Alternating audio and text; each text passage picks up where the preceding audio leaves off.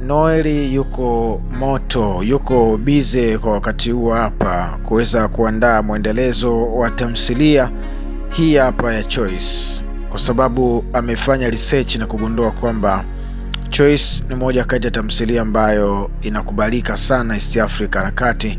Hivyo basi ameona ni vyema zaidi kuiboresha na kuifanya kuwa ya kipekee zaidi. Naona bwana. Kwa hiyo sasa hivi anakesha katika kazi hii ya kiofisi, kama jinsi ambavyo unavyomuona hapo. Yuko kwenye maandalizi, anaichora ramani nzuri zaidi, na anafikiria, anawaza ni kwa namna gani atamtengeneza Clara kuwa vile ambavyo anataka awe katika tamthilia. Vile vile anatafakari na kujiuliza Pato itakuwaje na Camilla mule ndani, jinsi ya kuweza kumtengeneza kuwa bora zaidi, asiwe yule ambaye amezoeleka tangu jinsi kile ambavyo anafanya kazi mwanzo.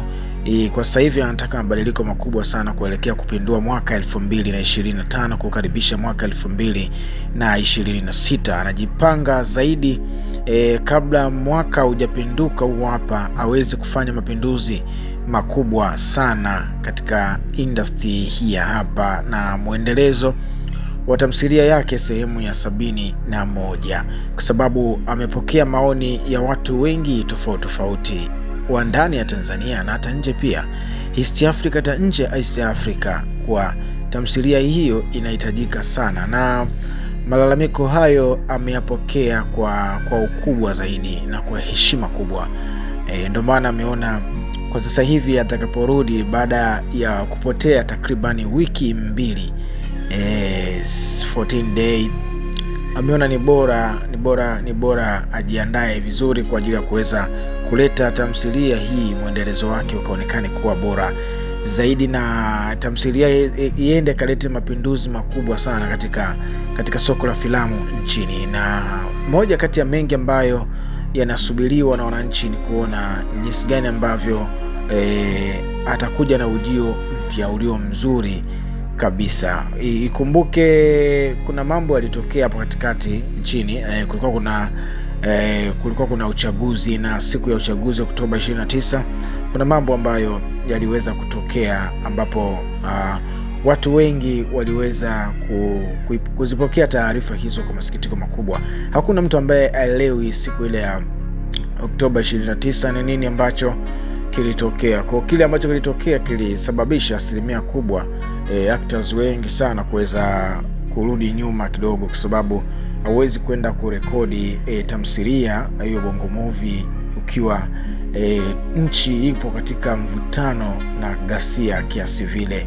Hivyo wasanii wengi sana, maproducer wengi sana, waandaaji wa filamu nchini Tanzania wakawa wamedrop kidogo, wamerudi kujipanga upya tena ili watakaporudi kwa mara ya pili mambo yawe sawa. Sasa na hata naye Jordan naye pia naye yuko katika sehemu hiyo.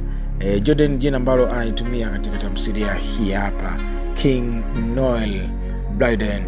Kwa hiyo anafanya vitu vipendeze, vitu viwe vizuri, unaona bwana. Na kwa wale ambao walikuwa wanajiuliza maswali mengi, tamthilia hii anaiandika nani, anaiandaa nani, mpaka kuhakikisha anapangilia casting wanakuwa wako vizuri, inapendeza, location, ni nani ambaye anaandaa vyote hivyo, ni maswali mseto hayo walikuwa yakiulizwa, yakidodoswa katika mitandao ya kijamii.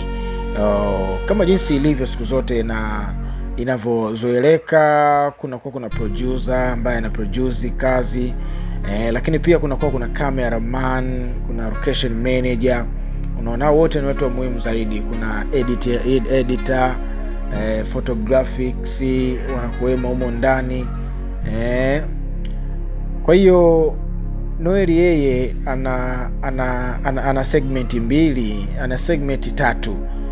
Segment ambazo nazo yeye ni tatu. Ya kwanza ni mtunzi mzuri sana huyu wa story, na hata hii story ambayo unayoiona Choice ameweka nguvu zaidi Blyden huyu Noel.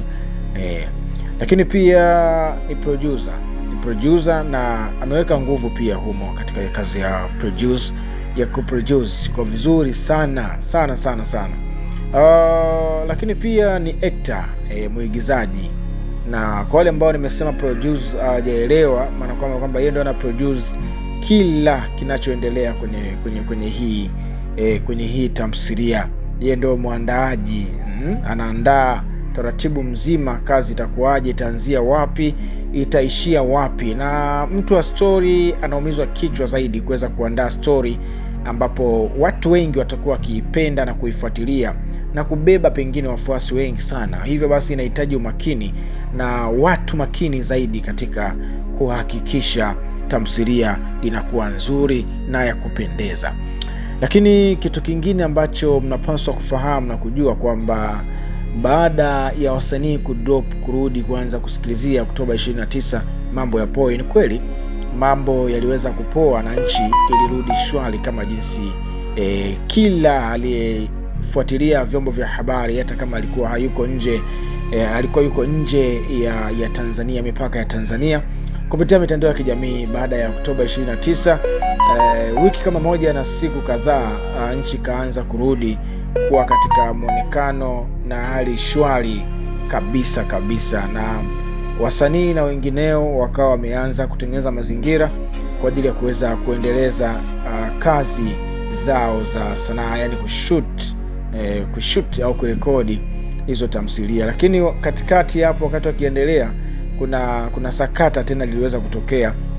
Sakata hilo lilikuwa likisema kwamba Disemba 9 kutakuwa kuna maandamano makubwa sana. Yani maandamano hayo yatakuwa ni makubwa, maandamano yasiokuwa na ukikomo, lakini yaliitwa ni maandamano ya amani, kufuatia taarifa ambayo ilikuwa imeenea zaidi kwenye mitandao ya kijamii. Basi kwa asilimia kubwa wasanii, hata wale ambao sio wasanii, wakaanza kuogopa, hofu ikaanza kutanda na kupelekea baadhi ya wasanii kutokuingia location.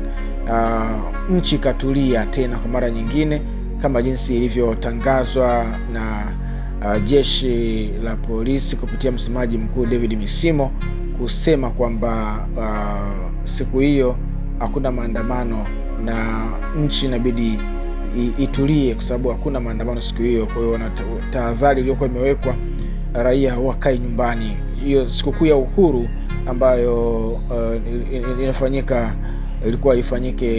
huwa inafanyika kila tarehe 9 mwezi wa 12 almaarufu kama 9 Disemba, ni siku ya uhuru. Tanganyika kupata uhuru na kuwa jamhuri na kuwa Tanzania, miaka 3 baadaye mbele kupita kuungana na Zanzibar na kuwa Jamhuri ya Muungano wa Tanzania, vitu kama hivyo hapo.